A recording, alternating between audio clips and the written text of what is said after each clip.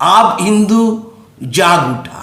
কথাটা আমার নয়, কাশী বিশ্বনাথ মন্দিরে একজন অটোওয়ালা আমাকে বলেছেন। আমি যখন তাকে জিজ্ঞাসা করেছিলাম ওখানে বিজেপির অবস্থা কেমন, এখানে কেউ কি কোনোদিন ভাবতে পেরেছিল, আবেগ যাই বলুক, বিজেপি এতগুলো আসন পাবে, বড়জোর 130 থেকে 45, সেখানে বিজেপি 208, তৃণমূল ধুলির 7। কারণটা আব হিন্দু জাগ উঠা।